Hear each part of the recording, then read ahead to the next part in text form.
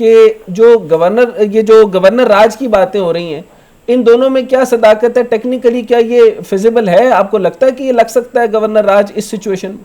नहीं, गवर्नर राज अब नहीं लग सकता। गवर्नर राज पहले भी नहीं लग सकता था। 18वीं तरमीम के बाद उसके लिए बड़े तरीका जो सख्त कर दिया गया है, तो उसके लिए पार्लियामेंट को एतमाद में लेना और दीगर अमूर मुल्क की कोई ऐसी हालात पैदा हुए हों जिससे कि जी हुकूमत चल ना सके, तो अब तो अगर असेंबली तहलील हो जाएगी तो गवर्नर राज का तो सवाल ही नहीं पैदा। अच्छा, आपको नहीं लगता सर ये 18वीं तरमीम ने जो है वो पीटीआई का भी बड़ा साथ दिया है? तकरीबन 186 नंबर जो पूरे किए और 2-3 लोग जो है उनके जो थे वो हिलने की कोशिश भी की, लेकिन 63A के तहत जो है वो डिसीट हो सकते थे, पार्टी से निकाले जा सकते थे, हमेशा के लिए नाअहल भी हो सकते थे।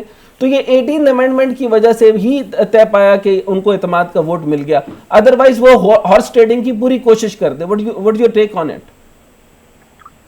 देखिए, दो चीजें इसमें सामने आई हैं। एक तो उनकी हॉर्स ट्रेडिंग, क्योंकि ग्राउंड रियलिटी है ना, तो 3-4 लोग जिनको मालूम हो कि हमने आइंदा असेंबली में नहीं आना, वो तो पैसे लेकर एक साइड पे हो सकते हैं, लेकिन जिसने इलेक्शंस लड़ने हैं उसने तो ग्राउंड रियलिटी देखनी है कि किस पार्टी की क्या पॉपुलैरिटी है और अगली दफा मैं जहां से इलेक्शन लड़ूंगा क्या मैं जीत सकूंगा कि नहीं। एग्जैक्टली। तो ज्यादातर जो मेंबरान है पीटीआई के, उनको मालूम है कि इस वक्त वो सबसे पॉपुलर पार्टी है और अगर उसके खिलाफ जाएंगे तो फिर आइंदा इलेक्शन में उनको अपना सीट से हाथ धोने पड़ेंगे।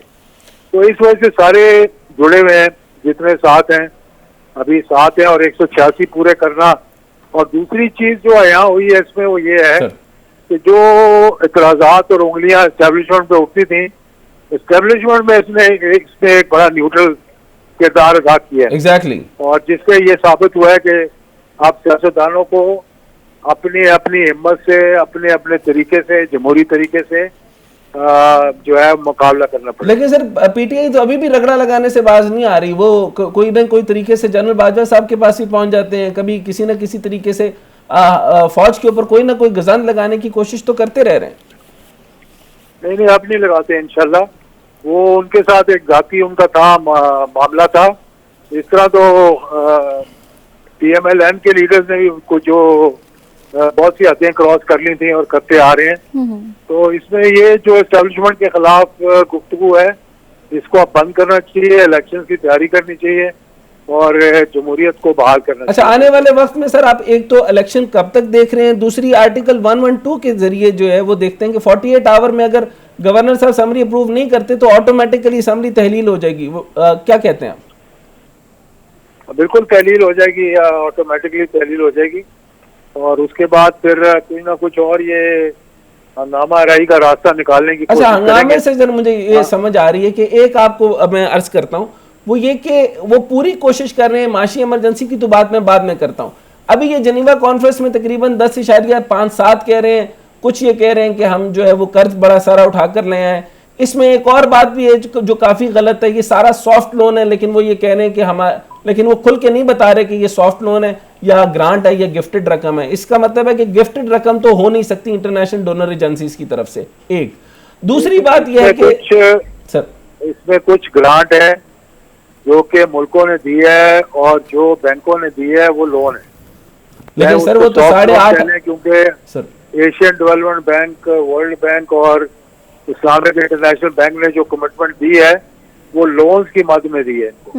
और ये जो है इससे मईशत को आपकी कोई फायदा नहीं होगा, क्योंकि ये टारगेटेड एक किस्म का लोन है कि सैलाब ज़्यादा जो इलाके हैं जिसका एस्टीमेट $16 बिलियन लगाया था, उसकी मद में इनको पैसा मिला और वो सारा पैसा जो है वो जो मुल्क देंगे वो अपने एनजीओ के जरिए ही खर्च करेंगे और उसी इलाके में खर्च करेंगे जहाँ पर तो वो एनजीओ की मद में तो निकालेंगे। पाकिस्तान के ऊपर रिजर्व में तकरीबन 4.5 के करीब रह गया या 2 के करीब रह गया। हुकूमत के पास 32 अरब चाहिए हुकूमत चलाने के लिए। 32 अरब सैलाब का नुकसान है और तकरीबन 32 अरब रुपए और 20 अरब सिर्फ 2 साल में हमने वापस करने हैं कर्ज की अदायगी में।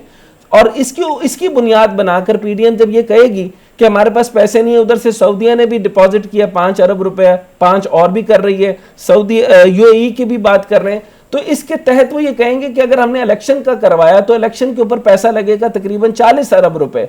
तो वो इसका एक्सक्यूज नहीं बना लेंगे सर कि इलेक्शन नहीं होना चाहिए और तकरीबन अगले 2-3 साल तक नहीं होना चाहिए? पाकिस्तान में कई दफा इलेक्शन नहीं होने तो में अक्सर तौर पे 3 बिलियन 2 बिलियन कई बार बिलो दी रेड लाइन भी गए हैं। तो मुल्क तो चलता रहता है, मुल्क चलेगा तब जब मुल्क के अंदर तसलसल स्टेबिलिटी या कंटिन्यूटी नजर आएगी। मौजूदा सूरत हाल में मौजूदा हुकूमत की साख जो है वो बिल्कुल सिफर हो चुकी है। और जितने ममालिक हम देखें, आप आर्मी चीफ को भेजते हैं जाके कि वो पैसे देखें, सऊदी अरेबिया से बात करें, या वज़ीर आज़म कभी गए हैं वहाँ, या इनको उन्होंने इन्वाइट किया है कि आए भाई आपसे हम बैठ बात करते हैं? उनको पता है कि इन्होंने अब रहना ही नहीं है और ये चंद महीनों के मेहमान हैं। और मेरा ख्याल है कि अब जितना जल्दी इलेक्शन हो जाएंगे उतना जल्दी मुल्क इस मुश्किल से निकल सकता है।